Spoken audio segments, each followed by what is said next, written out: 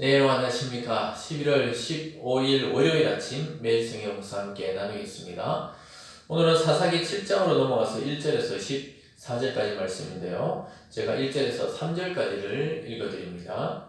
여룹바알이라 하는 기드온과 그를 따르는 모든 백성이 일찍이 일어나 하롯셈 곁에 진을 쳤고 미디안의 진영은 그들의 북쪽이요 모래산 앞 골짜기에 있었더라. 여호와께서 기드온에게 이르시되 너를 따르는 백성이 너무 많은즉 내가 그들의 손에 미디안 사람을 넘겨주지 아니하리니 이는 이스라엘이 나를 거슬러 스스로 자랑하기를 내 손이 나를 구원하였다 할까 함이라. 이제 너는 백성이 귀에 외쳐 이르기를 누구든지 두려워 떠는 자는 길라산을 떠나 돌아가라 하라. 이에 돌아간 백성이 22,000이요 남은 자가 10,000명이었더라. 아멘. 8절을 한 절 더 읽어드립니다. 8절입니다. 이에 백성이 양식과 낭파를 손에 든지라. 기드온이 이스라엘 모든 백성을 각각 그의 장막으로 돌려보내고 그 300명을 머물게 하니라. 미디안 진영은 그 아래 골짜기 가운데 있었더라. 아멘. 오늘 본문의 내용을 중심으로 300명의 용사, 300명의 용사라는 제목으로 말씀을 함께 나누도록 하겠습니다. 오늘 이 상황은 드디어 하나님께서 기드온을 사사로 부르시고 전쟁에 임하는 그 내용을 보여주고 있습니다. 그 사이에서 하나님은 전쟁의 군사가 많을수록 사실 전쟁에 유리한데도 하나님의 입장에서는 너무 많다고 이야기하시면서 많은 사람이 두려운 사람 돌려보내라고 합니다. 그래서 10,000명이 남았는데 또 10,000명도 너무 많다고 이야기하셔서 다 돌려보내고 300명만 남겨놓게 됩니다. 여러분, 미디안의 지금 군사가 13만 5천 명이나 되는데 자기들이 지금 2만 3만 명 정도 되는 걸로 해도 지금 될까 말까인데 하나님은 다 보내고 또 보내고 해서 300명을 추려서 그들과 전쟁을 해서 승리케 하십니다. 여러분, 이것은 무엇을 의미합니까? 하나님이 직접 3절에서 말씀했듯이 2절에서 말한 것처럼 자기들이 많은 사람이 나가서 승리하면 자기들 힘으로 이스라엘을 구원했다, 스스로 우리가 지켰다 이렇게 할 것을 염려하셔서 아예 하나님의 전쟁의 힘을 선포하기 위해서 사람의 숫자가 의미 없다는 것을 보여주고 있습니다. 여러분, 그것은 우리가 출애굽기 때도 배웠고 또 성경에 많은 부분이 있어서 숫자가 문제가 안 된다는 것을 알게 됩니다. 정말로 하나님의 편에 선자 한 명만 있어도 한 나라를 이기기도 하고 한 사람이 또 1,000명을 쳐 무찌르기도 했던 그런 역사가 성경에 많이 등장합니다.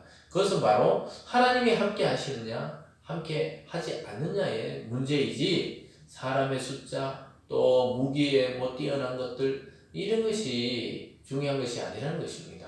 왜냐하면 하솔과 야빈과 싸울 때도 설병거 900대가 있었는데 시스라가 꼼짝 못하고 죽었잖아요. 왜 그렇습니까? 하나님이 막 홍수가 올 때가 아닌데 홍수 비를 들이부어서 마차가 다 진흙탕에 빠지게 하니까 무기가 소용이 없게 된 것이었죠. 오늘도 두 가지 정도로 볼 수가 있습니다. 첫 번째 300용사를 남겨놓는 모습을 보게 되고 두 번째는 그래도 망설이는 또 기드온의 모습을 보게 됩니다. 오늘 첫 번째는 1절에서 8절 사이에 아까 읽어드린 대로 하나님께서 전쟁에 나가라 했는데 이제 다 이스라엘 진영에서 모여라 하니까 한 32,000명 정도 모였어요. 그러니까 하나님이 너무 많다는 거예요. 너무 많다 숫자가. 왜냐하면 하나님의 전쟁에는 숫자가 중요한 게 아니고 용감하게 믿음으로 나갈 수 있는 사람이 필요했기 때문에 두려워하는 사람 다 보내라 그랬어요. 그 보내고 나니까 3절에 보면 이제 너는 백성에게 외쳐 이르기를 누구든지 두려워 떠는 자는 길라산을 떠나 돌아가라 하라 하시니 이에 돌아간 백성이 22,000이요 남은 자가 10,000명이었더라.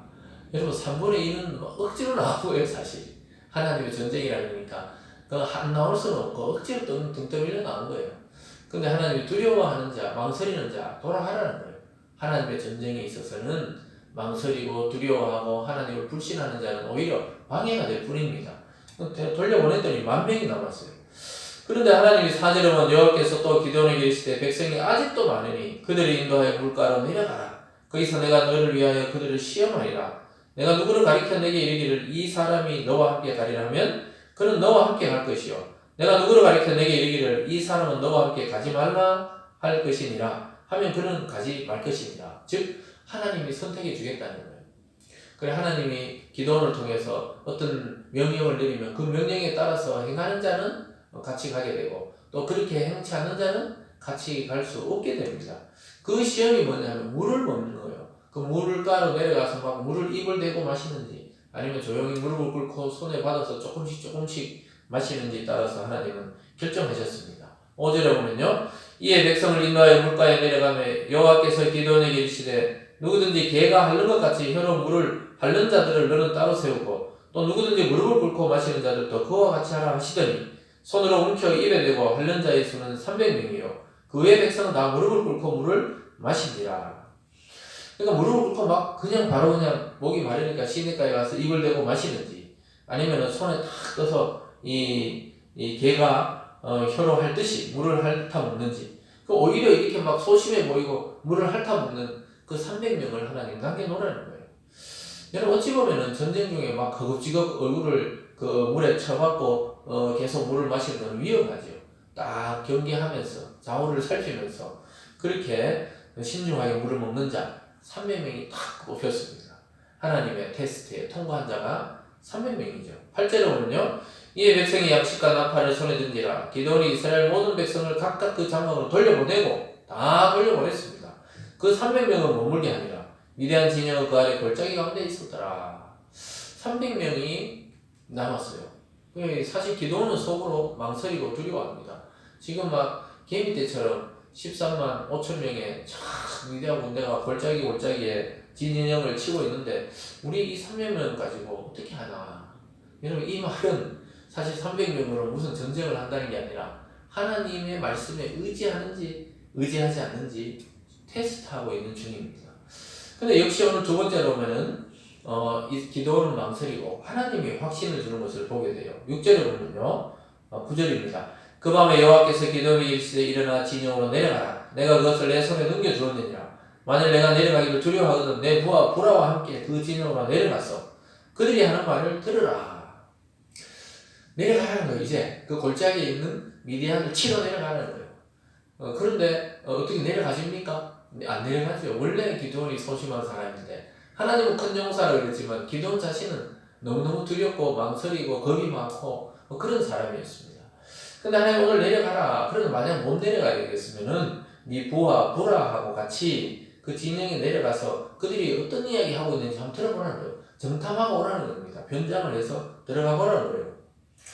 참 놀랍게도 거기 갔더니 참 이런 말을 하고 있는 것을 보게 됩니다. 13절과 14절입니다. 기드온이 그곳에 이른 즉 어떤 사람이 그의 친구에게 꿈을 말하여 이르기를 보라 내가 한 꿈을 꾸었는데 꿈에 보리떡 한 덩어리가 미디안 진영으로 굴러 들어와 한 장막에 이르러 그것을 쳐서 무너뜨려 위쪽으로 엎으니 그 장막이 쓰러지더라. 그의 친구가 대답하여 이르되 이는 다른 것이 아니라 이스라엘 사람 요아스의 아들이 기드온의 칼이라. 하나님이 미디안과 그 모든 진영을 그 손에 넘겨주셨느니라 하더라. 여러분 이 내용이 참 재밌어요. 변장을 해서 두려워서 가보니까 꿈을 꿨다는 거예요. 지금 미디안 군사들끼리 이야기하는 걸 들은 거예요. 야 꿈에 보리떡 하나가 와. 그냥 뭐 대포도 아니고 보리떡이 굴러와가 우리 진영을 그냥 다 왔는데 엎어버렸다.